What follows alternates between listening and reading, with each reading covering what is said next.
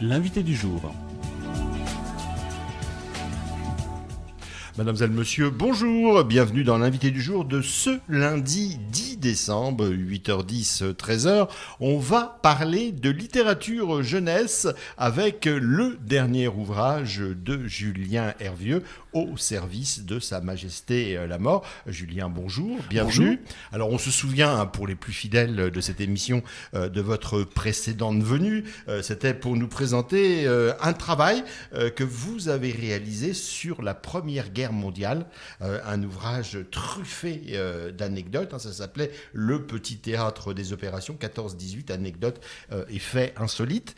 L'accueil, ça s'est bien passé de cet ouvrage ? Eh bien écoutez, plutôt bien, je n'ai pas à me plaindre, donc là en plus avec l'approche de Noël, je continue les tournées de dédicaces, donc voilà, je ne me retrouve jamais seul à ma table et c'est une très bonne nouvelle pour un auteur. Alors pour ceux qui ont loupé l'épisode précédent, vous êtes prof, enfin vous étiez prof ? C'est ça, personne n'est parfait.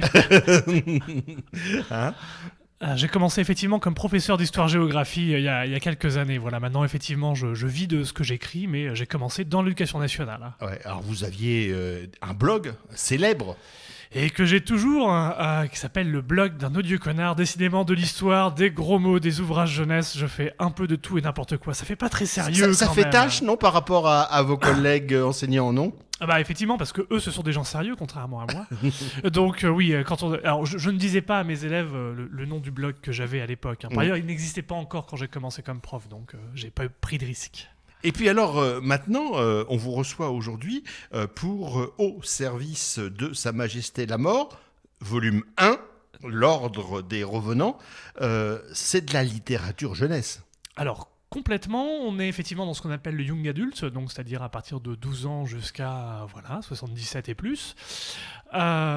C'est effectivement du jeunesse loin, on va dire, de ce que j'ai fait auparavant, à savoir que j'aime beaucoup les exercices de style et m'aventurer sur de nouveaux territoires. Donc voilà mon arrivée dans le monde du jeune adulte. J'avais déjà fait du jeunesse avec un autre livre qui s'appelle Orage, Petit Seigneur des Ténèbres. Et puis bon, j'écris aussi pour Hachette Jeunesse à mes heures, donc c'est un milieu que je connais un peu. Donc voilà, vous arrivez à vous en sortir en fait. Vous vous débrouillez même bien. Sortez bien. Bah écoutez, je ne me plains pas puisque j'en vis. Donc en général, je sais que c'est un grand débat en France vivre de ces livres. Donc j'ai la chance de faire partie du petit pourcentage qui en vit. Donc j'en profite. Alors au service de Sa Majesté la Mort, le tome 1, c'est L'Ordre des Revenants. On pose un peu le décor de l'histoire. Hein. Alors tout à fait. Donc moi je vais quand même vous le pitcher. Voilà. Ça peut... Alors, on va pas tout dire. Il y a l'histoire d'une journaliste. Exactement. Une jeune journaliste qui meurt. Voilà, ça se passe à Londres en 1887 et nous suivons donc Elisabeth qui, à l'époque, sert de plume à un journaliste qui a quelques soucis, va-t-on dire. Et effectivement, tous les deux vont être tués, sauf que, contrairement à lui, elle va se réveiller dans sa propre tombe. On est dans le fantastique, très clairement. Elle va être recrutée par les services de la mort, puisque la mort, c'est une administration très sérieuse, c'est pour ça que personne n'y échappe.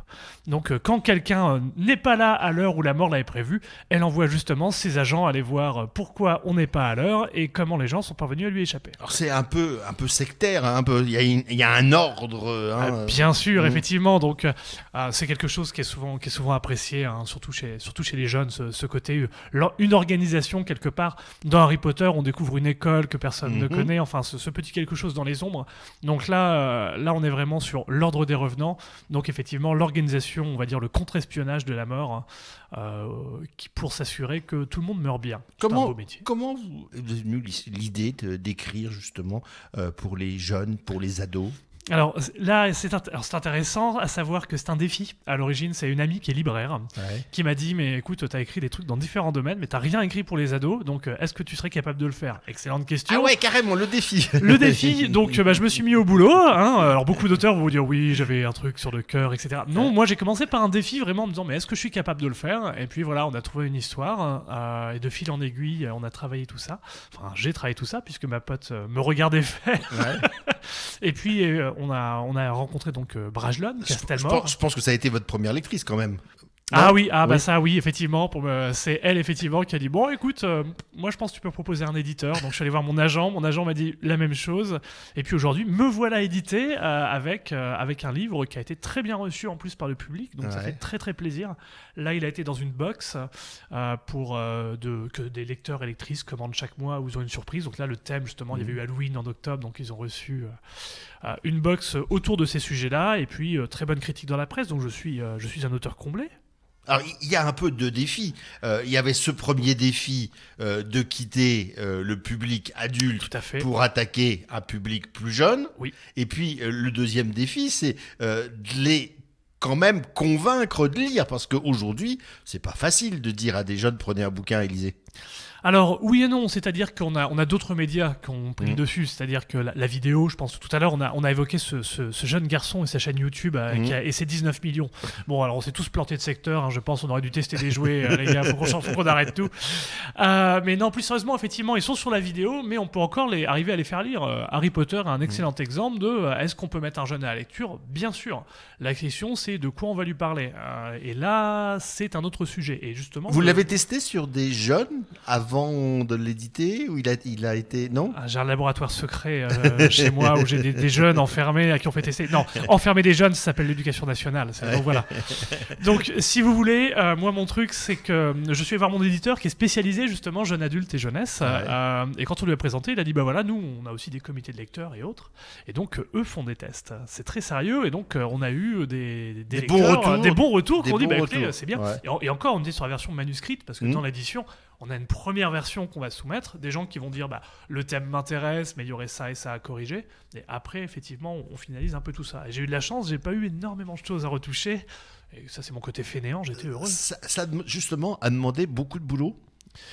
Ça demande un petit peu de boulot historique parce qu'on est donc sur Londres 1887, donc il y a le contexte et autres, donc découvrir un petit peu comment fonctionnent les choses à cette époque. C'est des détails, ça peut aller de comment fonctionne la société à cette époque à si on veut décrire une rue, mais au fait ils sont à l'éclairage au gaz, ils sont à l'éclairage à qui c'est qui allume et qui éteint les lumières. Il faut faire gaffe. Voilà, exactement.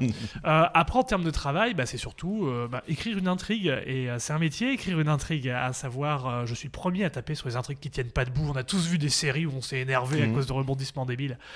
Et voilà, et ça demande un petit peu de temps. Donc oui, il y a eu du travail. Et puis là, vous avez parlé du volume 1. Voilà, alors d'emblée, vous pensez au volume 2 ?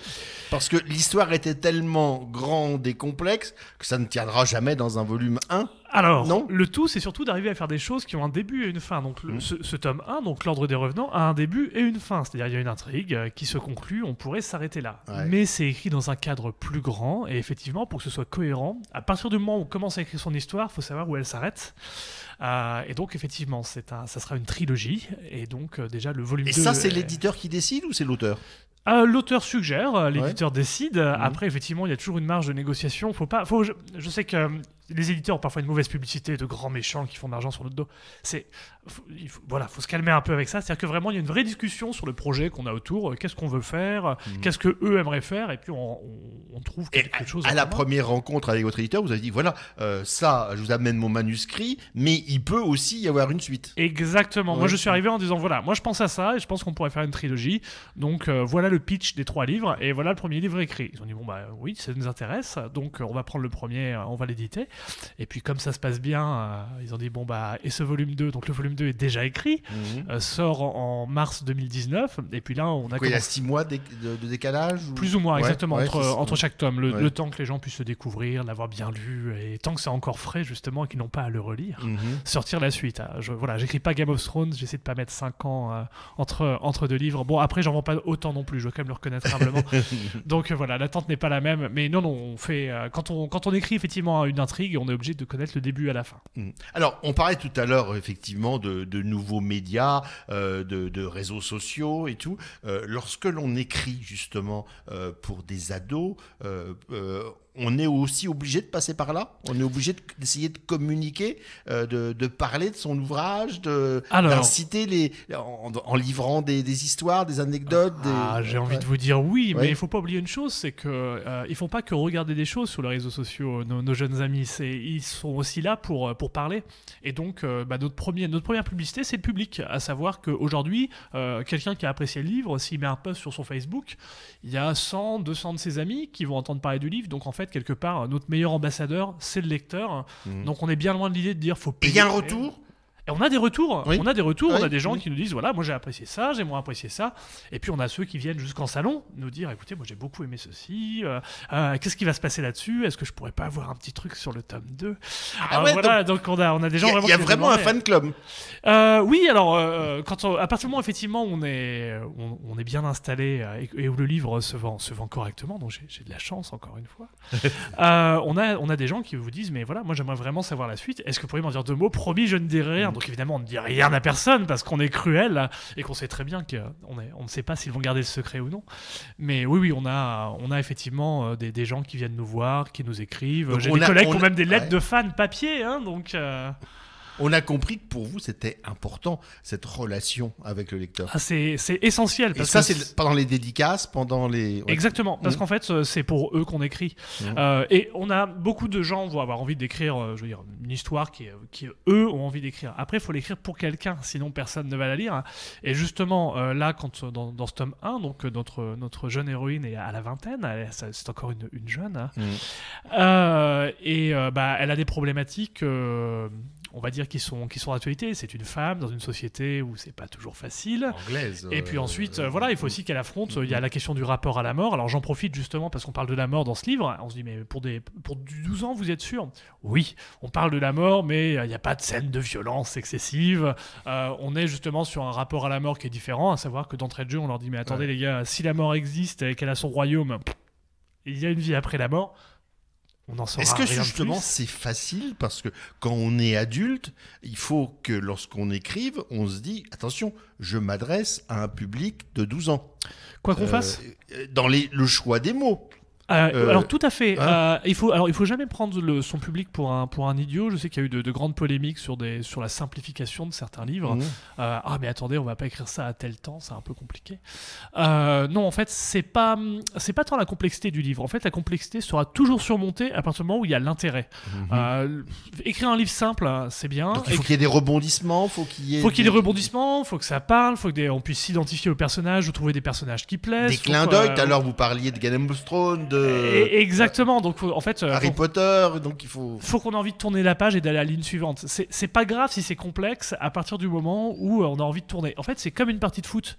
Dire à quelqu'un fais des tours de stade en courant, il va se fatiguer plus vite que s'il court après un ballon en fait, parce que quelque part il est motivé de courir après le ballon. Donc nous en fait on le fait courir après une intrigue et il va moins se fatiguer parce qu'en fait même si c'est plus complexe, même s'il n'a pas l'habitude de lire, si c'est quelque chose qu'il aime, il va y aller. Moi, ce que je disais quand j'étais prof à mes élèves, quand je leur disais, mais écoutez, voulez-vous améliorer en orthographe ? Faut lire. Ah ouais, mais c'est chiant de lire. Ouais, vous aimez Harry Potter ? Ouais, lisez Harry Potter. Enfin, à un moment, faut commencer quelque part. Donc, quand on écrit pour des jeunes, il faut surtout penser à ce qui les intéresse, eux. Et ce qu'ils ont envie de voir. Et ils veulent pas, par exemple, du cul à praline avec des bons sentiments dégoulinants partout. On peut faire quelque chose avec une morale qui est bonne. Pour vous, c'était vraiment quasiment un test. C'était vraiment un défi. C'était complètement. De toute façon, je pense que mon éditeur m'aurait dit s'il y avait eu un souci et les lecteurs test nous auraient dit mais ça va pas être possible. Et puis surtout, les gens qui ont pris le livre, maintenant c'est eux les vrais juges. Et on a vraiment de très très bons retours dont je suis très très content parce que c'est la grande peur, vous savez, le jour de la sortie, vous êtes là à vous dire bon, à partir de maintenant, c'est plus entre mes mains. Il m'appartient plus. Il m'appartient plus, il appartient au lecteur et c'est eux qui vont dire c'est un bon livre ou c'est un mauvais livre. Moi, je ne peux plus changer une seule virgule dedans, donc c'est à eux de jouer.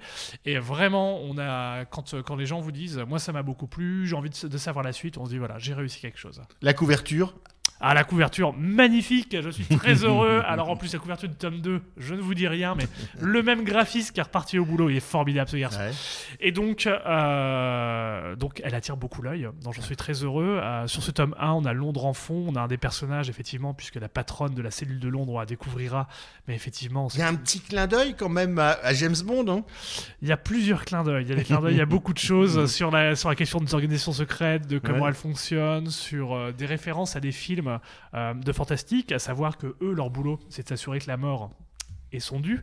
Et par exemple, on parle de films de vampires, brièvement, parce que les vampires, par exemple, c'est des gens qui se rendent pas trop chez la mort à la bonne heure. Donc eux, leur boulot, entre autres, c'est de dire bon, écoute, on va tomber sur des vampires. Et la séquence, justement, où il y a des vampires en phase 2, si on regarde bien les noms des vampires, on peut s'apercevoir qu'il y a une référence à une série très populaire chez les jeunes où il est question de vampires. Voilà, si ça vous donne l'envie de découvrir ou d'offrir, pourquoi pas, superbe cadeau de Noël, Tout à fait. hein, au service de Sa Majesté la Mort. C'est un Troyen, Julien Hervieux. Le tome 1, ça veut dire que donc, il vous l'a dit, hein, bientôt le tome 2, histoire de vous conserver un petit peu un certain suspense. Hein. Tout à fait. Il y a aussi toujours le petit théâtre des opérations 14-18. Alors là, lisez-le parce que vous allez découvrir plein de choses, plein d'anecdotes super intéressantes sur 14-18. Ça peut aussi s'adresser d'ailleurs à un public plus jeune. Hein. Ah, complètement. Écoutez, Hein, j'étais à Versailles il y a 2 Ouais, semaines, ouais. j'ai eu des enfants de 11 ans venus l'acheter. Donc vous voyez, on est vraiment sur tous les âges. D'autres projets? Écoutez, oui, mais effectivement, tant que rien n'est sorti, je ne Rien peux rien n'est dire. signé, rien. Il y a des choses qui sont signées, mais maintenant il faut qu'elles sortent et que l'auteur se mette au travail. Oh, c'est dur. Merci à vous, Julien Hervieux, pour nous avoir d'être venu ce matin de bonne heure nous présenter au service de Sa Majesté la Mort. Merci à vous. Bonne fête à vous. Et bien de même. Au Merci. revoir.